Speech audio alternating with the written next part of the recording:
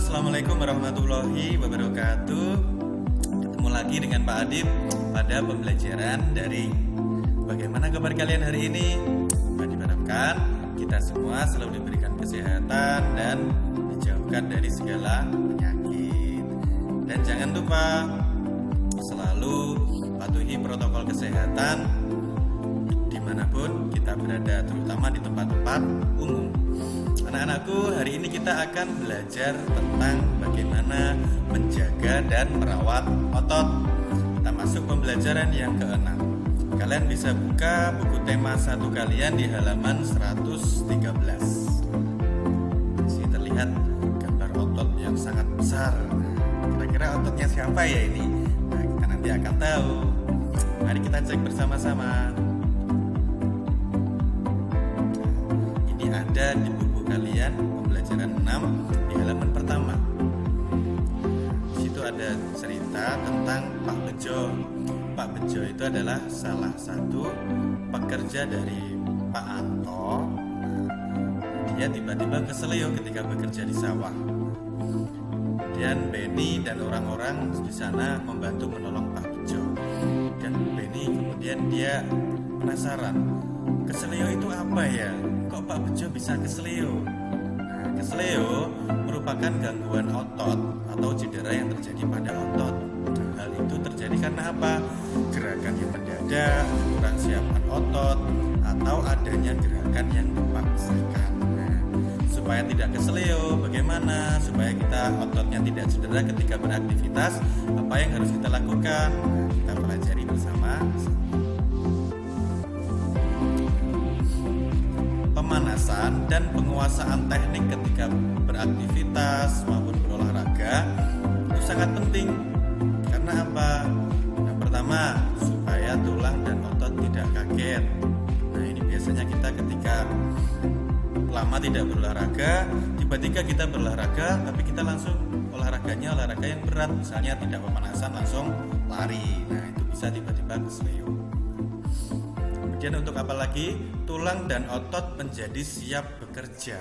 Nah, otot yang tadi tidak siap, tulang yang sudah lama tidak digunakan untuk bergerak, atau otot yang sudah lama tidak berolahraga, itu nanti bisa kaget sehingga bisa terjadi keseleo atau cedera yang lain. Nah, kita harus menyiapkan supaya tulang dan otot siap untuk beraktivitas. Selain itu, pemanasan dan penguasaan teknik nanti juga akan meningkatkan kebugaran jasmani kita. Tubuh kita akan kuat ketika berolahraga atau beraktivitas tanpa mengalami kelelahan yang serius. Ini pentingnya pemanasan.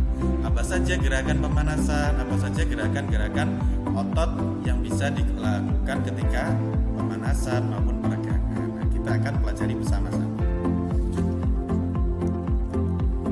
Kalian bisa buka buku kalian di halaman 114. Ada macam-macam gerak otot. Yang pertama yaitu gerak meluruskan. Nah, meluruskan apa? Bisa lutut, bisa siku, atau ruas jari. Nah, ini diluruskan. Kemudian ini juga diluruskan. Apa?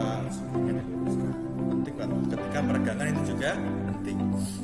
Yang kedua yaitu gerakan menekan ke bawah. Nah, ini biasanya diikuti dengan tubuh yang membungkuk. Kemudian tangannya menekan ke bawah, diusahakan sampai menyentuh kaki. Ada gerakan memutar lengan.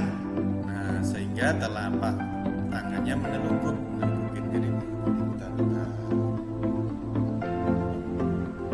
Ada gerakan menjauhkan. Gerakan tungkai menjauhkan dari sumbu tubuh, menjauhkan. Misalnya ketika kaki diluruskan sampai sejauh mungkin dari sumbu tubuh. Sumbu tubuh itu apa? Sumbu tubuh itu pusar kita. Di perut ini ada sumbu tubuh. Gerakan yang menjauh dari sumbu tubuh itu namanya gerakan menjauhkan. Yang selanjutnya ada gerakan memutar lengan. Nah, ini bedanya dengan yang tadi. Memutar lengan yang ini adalah membuat telapak tangannya menengadah. Seperti terlihat ke atas.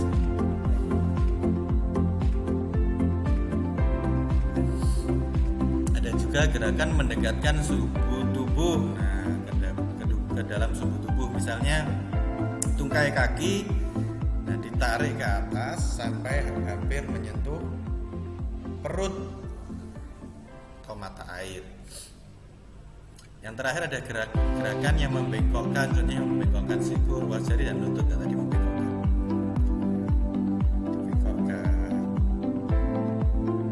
Gerakan lutut juga. Itu contoh-contoh gerakan otot. Nah, ini adalah gerak-gerak dasar saja dalam pemanasan. Sebisa mungkin semua ini ada gerakannya. Kalian kalau olahraga pasti sebelumnya pemanasan dulu. Kalau tidak pemanasan nanti khawatirnya bisa cedera seperti kesleo, kram, dan lain sebagainya. Nah, sekarang tugas yang pertama kalian cek di halaman 114. Di sana ada beberapa gerak otot. Gerakan otot itu kalian cocokkan dengan yang tadi. Oh, ini termasuk gerakan yang mana? Kalian cocokkan. Kadang-kadang di dalam satu nomor ini ada beberapa gerakan. Misalnya yang kedua ini. Nah, ini ada gerakan menekan, kemudian ada gerakan tangannya diluruskan. Ini juga ada gerakan membengkokkan lutut, kemudian meluruskan yang satunya. Nah, ada beberapa gerakan. Boleh dalam satu gambar beberapa kalian tuliskan beberapa gerakannya, tidak apa-apa. Misalnya ini ada gerakan yang meluruskan siku. Sikunya juga diputar, kemudian meluruskan lutut. Tapi lutut yang satunya dibengkokkan. Jadi gerakannya ada beberapa. Boleh lebih dari satu. Karena memang di gambar ini ada beberapa macam gerakan. Bisa digerakkan tangannya, gerakan lututnya, dan lain sebagainya. Dan bisa berbeda-beda. Boleh lebih dari satu gerakan dalam satu nomor. Silakan nanti dikerjakan. Selain itu kita akan belajar bagaimana menjaga dan merawat otot tubuh kita. Bagaimana caranya? Yang pertama, ketika kita melatih otot tubuh kita, hindari beban kerja yang terlalu berlebihan. Misalnya apa? Mengangkat barbel atau mengangkat beban yang sampai otot kita kewalahan, memaksakan. Akhirnya apa? Kalau kewalahan, nanti otot kita bisa nyeri. Nah, bahasa Jawanya jarem, bisa jarem. Akhirnya apa? Justru tubuh kita kesakitan dan tidak bisa beraktivitas. Nah, yang kedua, sebelum melakukan aktivitas otot atau olahraga, harus melakukan pemanasan atau peregangan. Nah, seperti yang Mbak Andi bilang tadi, supaya tidak cedera. Peregangan di bagian tangan, kaki, di bagian perut, kepala, leher, dan lain sebagainya. Nah, ini umumnya pasti dilakukan sebelum kita berolahraga. Jadi ketika guru olahraga kalian menyuruh kalian untuk melakukan peregangan atau pemanasan, nah, kalian harus ikuti dengan betul-betul supaya tidak cedera. Kemudian selanjutnya, ketika melakukan latihan, harus dilakukan rutin. Jangan cuma biasanya sebulan sekali, 2 bulan sekali. Nah, setidaknya 1 minggu kita berolahraga sekali atau 2 kali. Lebih bagus lagi kalau setiap hari kita berolahraga. Tapi karena sekarang situasi pandemi, ketika berolahraga, usahakan olahraga yang ringan-ringan dan di sekitar rumah saja. Tidak perlu ke tempat-tempat umum yang mengumpulkan banyak orang. Itu nanti kita bisa malah tertular virus corona. Ini juga tidak kalah pentingnya, makanan dan minuman yang cukup. Pertama, memenuhi kebutuhan cairan. Minum air itu sehari setidaknya ada 8 gelas. Tapi tidak 8 gelas itu sehari diminum semuanya langsung, tidak. Tapi sedikit-sedikit, misalnya pagi 1 gelas, bangun tidur 2 gelas, atau kalian jadwalkan sesuai dengan keinginan kalian ketika haus. Tapi kalau langsung sehari 8 gelas, nanti ya tidak kuat, harus dibagi waktunya. Pagi, siang, sore, malam, totalnya setidaknya ada 8 gelas. Dan itu air putih. Air putih itu lebih menyehatkan. Jangan terlalu banyak minum minuman yang manis. Boleh manis, tapi jangan terlalu banyak, nanti bisa malah menyebabkan penyakit. Yang kedua, mengkonsumsi makanan makanan yang bergizi dan bermanfaat bagi otot. Nah ini kalau bagi otot itu terutama yang makanan yang mengandung protein, daging-daging, kacang-kacangan, keju. Kemudian ada juga yang makanan yang bermanfaat bagi tulang atau minuman, misalnya susu, keju tadi. Nah itu mengandung kalsium dan zat besi yang bagus untuk tulang. Kemudian ketika kita berolahraga, kemudian kita mengalami cedera atau yang lain, kita bisa meningkatkan nyeri ototnya dengan banyak produk, misalnya balsem atau minyak dan lain-lain sebagainya, tergantung apa yang kita gunakan. Yang kemudian ada terakhir, ini juga tidak kalah penting, istirahat yang cukup. Tidak, atau jangan sampai kita berolahraga terlalu berlebihan. Dari pagi sampai malam berolahraga terus tanpa berolahraga, itu justru akan menyebabkan tubuh kita kelelahan, akhirnya apa? Bisa sakit. Tubuh kita juga ada batas ketika melakukan aktivitas. Jangan berlebihan, istirahat juga sangat diperlukan. Siapa yang tahu orang yang ada di gambar ini? Siapa ini ya? Kalian bisa buka buku kalian halaman 117. Siapa yang tidak kenal dengan Adrai? Dia adalah atlet binaraga Indonesia yang terkenal, bahkan di mancanegara, di negara-negara lain dia juga terkenal menjadi atlet. Apa saja tips-tips menjadi atlet olahraga, baik itu binaraga, atlet sepak bola, bulu tangkis, dan lain sebagainya. Tentu ada cara-caranya.